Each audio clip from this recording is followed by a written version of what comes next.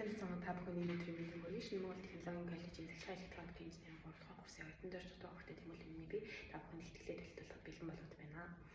За, өөртөө шинжилгээний хууралд 3 дахь курсын хүрээнд судлах мэдсэн мэдлэгийн ашиглан онцор дахин боловсрол үйлдвэрийн захиргааны орны тооцоог уян багшаар удирдуулан судалсан. Монгол улс болон дэлхийд хамгийн том тулгамдж буй асуудал мэдээж эрх хог хаягдлын асуудал билээ. Монгол улсын хэмжээнд авч үзэх юм бол дунджаар 258 мянган тонн хунцар хаягдл үүсгэж үүний 90% нь дахин боловсруулахдаггүйгээр байгальтыг хаягддаг байдаг. Шүтний өдөр тутамдаа ашигладаг хунцар буюу хялхар уудал гэхэд байгаль бүрэн шингэж задартуулсан тулд 200-аас 1000 жилийн хугацаанд зарцуулдаг байна.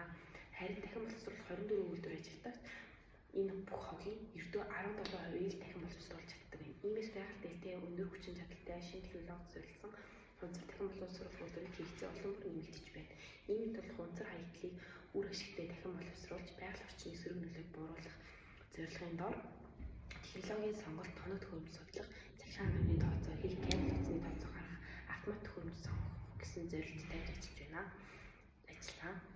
За, үйлдвэрийн процессыг судалж үзэхэд дараах 7 үйлдвэрийн процесс гарч ирсэн ба. Нэгдүгээрт нь хаягдл материалыг хүлээн авч дараагийн шатанд оруулна.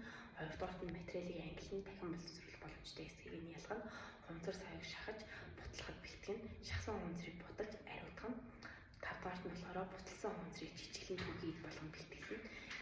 Түүхий эдийг зөөж бүтээгдэхүүнийг үйлдвэрлэн бэлэн бүтээгдэхүүнийг зах зээлд гаргахад бэлтэнэ. За, уг 7 процесстэй үндэслэн 12 төхөөрөмжийг сонгосон ба уг 12 төхөөрөмжөө 3 хүчний самбарт хуваасан байгаа. Эхний хүчний самбар нь болохоор plate breaker, feeding conveyor, washing machine гэдэг энэ process бүрдэж байгаа. Нэг ингээд хунцар сав байлаа гэхэд энэ эхний хүчний самбар буюу эхний хэсэгт нь болохоор гадна талынх нь ийм нарийн логоны хэсэг болон таг бүглэгийг зэргээр нь ялгаад дахин боловсруулах боломжтой боломжгүйгээр нь ялгах байгаа. За, хоёр дахь хэсэгт нь болохоор хоёр дахь хүчний самбар нь болохоор PET scanner, sink cloth aspiration, scrape conveyor, reverting seal, air separator, hot washer гэдэг эдгээр төхөөрөмжүүд нь болохоор жижиглээд ирсэн байгаа жижиглэгдээд ирсэн хунцрыг хайлуулад дараагийн шатанд өгнө. За, дараагийнх нь хүчний самбар дээр болохоор PET plastic crushing machine, plastic generating machine, zigzag cloth separator гэх төхөөрөмжүүд байгаа. Энэ төхөөрөмжүүд нь болохоор хайлуулад хэмж цутгах байгаа. Хайлуулж ирсэн материалыг хэмж цутгаад хөрөх тийм юу байгаа. За, өндөр үндэслэн хүчний самбаруудаа гаргасан ба хүчний самбар дээр Орсын BA8835 маркийн төслөгчийг ашигласан ба. Яагаад энийг сонгосон бэ гэвэл Монгол үйл ажиллагаа явуулж буй ихэнх үйлдвэрүүд 50-аас дээш хувь үгийг ашигладаг маш нийтэртэй учраас сонгосон байгаа. За, тэгээд тоног төхөөрөмж болон үйлдвэрийн процесс дээр суйрлан ерөнхий үйлдвэрийн план зургийг байгуулсан харагдаж байна. Энэ нь болохоор 3 хүчний самбар болон гэрлийн самбарын ерөнхий орлуулгын самбар нь харагдаж байна. За, эцэст нь энэ юугаар дүгнэж хэлэх юм бол энэхүү судалгаагаар хунцар дахин боловсруулах үйлдвэрийн захиргааны хэмжээ тооцоог оновчтой төлөвлөж тооцоолтыг хийж үйлдвэрийн тасралтгүй найдвартай ажиллагааг хангах үндсэн шаардлагуудыг судлан мэдж хангасан гэж үзэж байгаа бөгөөд за, уг үйлдвэрийг ашиглалтанд оруулснаар нэг эрхэн жилд дунджаар 300-аас 350 кг хог хаягдл үүсгэх юм байна.